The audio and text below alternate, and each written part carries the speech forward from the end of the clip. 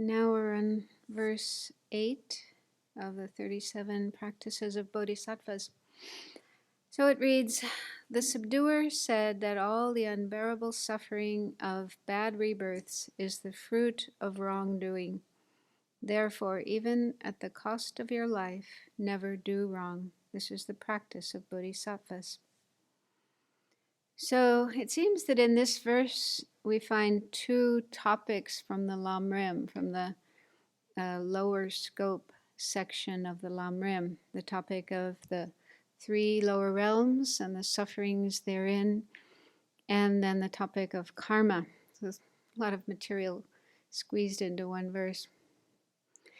And I have to confess that for me, the topic of the three lower realms is one of the least favorite topics of meditation, especially the hells. Partly perhaps because I was raised a Catholic, so as a young child I was already introduced to that phenomena of hell, and I found it pretty terrifying and also quite disturbing because, as you probably know, in Christianity, Catholicism, if you go to hell, it's forever. You know, it's eternal damnation, no coming out. And I remember at some point as a child thinking, that's not fair.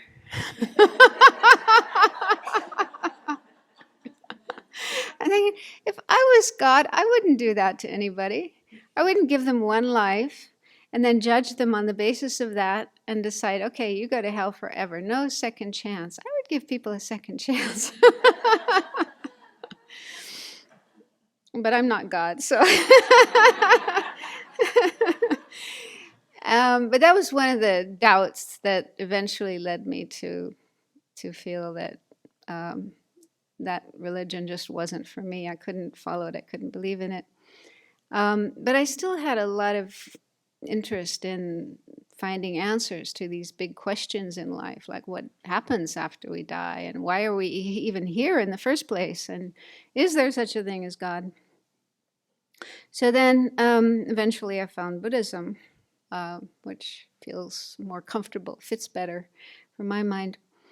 And initially, when I started learning Buddhism at the Tibetan library in Dharamsala, I was really excited about all these wonderful ideas, wonderful teachings, especially the idea of Buddha nature, that every living being has the potential to be free of all suffering and reach this perfect state of enlightenment. I thought that was just amazing. But then, eventually, I found there's hell as well in Buddhism. I thought, oh, I left that behind. So there was a lot of resistance, and still, even now, I still have a lot of resistance to that whole topic. But during Lamrim retreats, you know, when you're supposed to meditate on all the topics of the Lamrim, I had to look at that resistance and find ways of working with it. And what I would do is just, you know, ask myself, why do I feel this way? And I came up with, I don't want there to be hell. I want to live in a hell-free universe. Why not? I'm sure everybody would like that. But just because we don't want something to exist, does that mean it doesn't exist? Yeah. And I also kind of wondered if do they really exist? And or is it just that religious leaders, religious teachers invent the idea of hell just to scare people into behaving themselves? So I could imagine that with some other religions, but not with Buddhism. I just couldn't imagine Buddha inventing hell just to scare people if it's not really true. So it was hard to reconcile that with my understanding of the Buddha. So I sort of reluctantly, you know, came to accept, well, maybe it does exist. And then there were a couple of things that helped along the way. One was Shantideva saying that hell and, you know, monsters in hell and so on are created by our mind. That's where it comes from. So that really helped, because I could accept that, yeah, the mind can get into some really horrible states, strong anger and hatred and, you know, desire to kill and so on. So that state of mind, I could imagine, is what creates this horrible situation. And then another thing was reading one of the books of Chögyam Trungpa Rinpoche, where he says that we can see all the 6 realms right here in the human world. And that really helped, because it's undeniable that here in this world, among human beings, there are hell-like experiences. You know, stories of people being tortured, sometimes for months or even years, just living in this hellish experience without any escape. Or if people are burned in a fire, their whole body covered with 3rd-degree burns, or some illnesses as well, apparently cause people to be in excruciating pain all the time without relief. And also mental suffering. My understanding is people sometimes, because of mental illness, their mind will create monsters or people trying to kill them all the time. And even if you'd say, no, it's not true, it's just in your mind, but for them it's real. It's a real experience.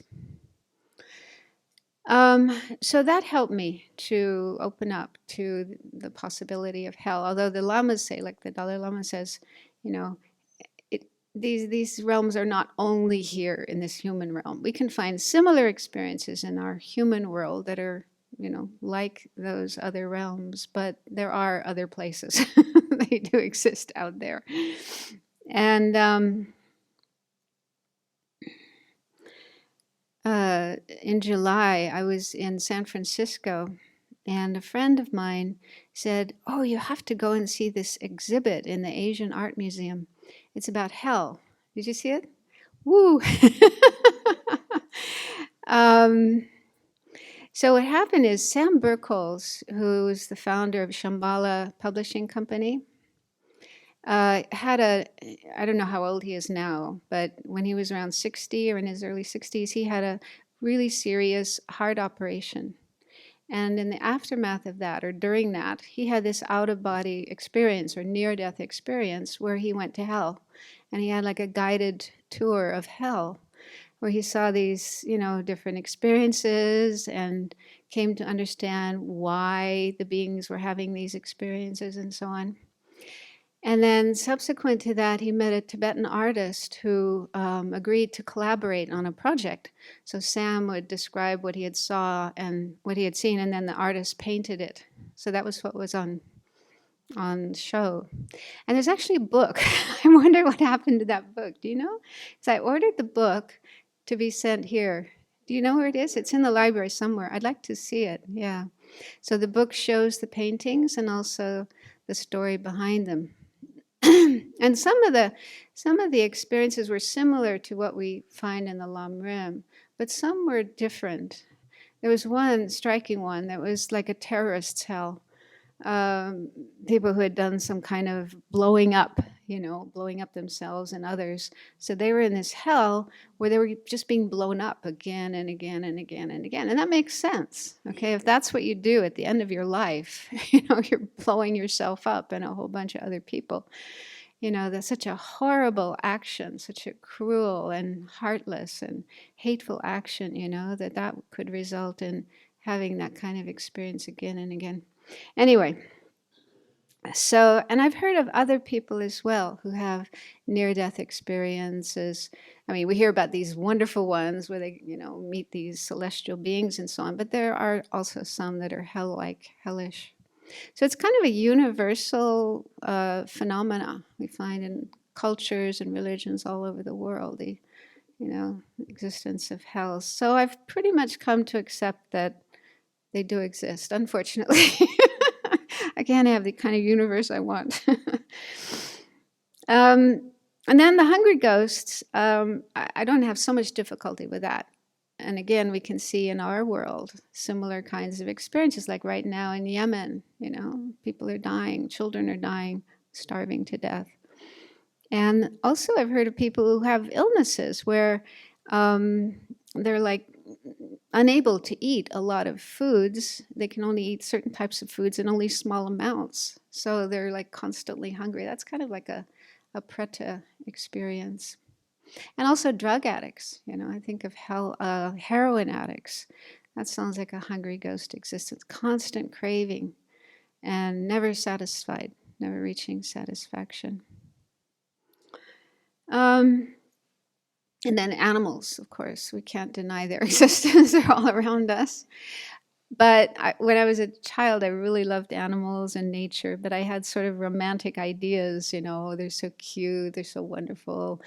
But I was sort of blind to the suffering of animals. So that was really helpful to read and meditate on the sufferings of animals, whether they're in the wild or domesticated, even our lovely cats and dogs, they have their suffering too. So the whole point of meditating on these three lower realms is to become determined that that's not a place we want to go. Not only because of the suffering that we would experience, but because it's just going the opposite direction, away from liberation and enlightenment and being able to benefit others. And you can get stuck there for a really long time, perpetuating the same karma, the same situation. So it's definitely to be avoided. And then how to avoid it, how to make sure we don't go to that kind of situation in our next life is, as this verse says, to avoid doing wrong. And that means that mainly the 10 non-virtuous actions. Okay, so that's back to the topic of karma you've been learning about and discussing and so on. So it's really important to understand very well what are the 10 non-virtuous actions and also the 4 branches of each one. Because it's only if you commit one of those actions with all 4 branches complete that you create the cause to be born in one of the unfortunate realms. So just having the thought, I'm killing somebody, we probably all think that sometimes, but that isn't enough to send you to a lower rebirth. You have to actually carry out that thought, do something to kill the other person dies before you do, and so on. So, but then also, if we do happen to commit any of these, which we probably all have, if not in this life, then in past lives, then there's the practice of purification, which is why you're here. What you're doing here is purifying that kind of karma. And also creating virtue. Yeah, so it's important to create as much virtue as we can. And it's not that difficult to create virtue, because just making the determination to abandon the 10 non-virtues, like I am not going to kill, I'm going to live my life without killing as much as I possibly can. In that way, you're creating virtue. And especially if you take a vow, whether it's the 5 lay precepts or monastic precepts, they say making a vow, then that vow becomes part of your mind stream. And all the time, constantly, 24 hours a day, even when you're sleeping or lying on the beach or, watching TV, as long as you're not breaking the vow, you're creating virtue. Virtue is being created just by the presence of that vow in your mind. Okay, so we have many opportunities to avoid non-virtue, purify those we've created, and create virtue.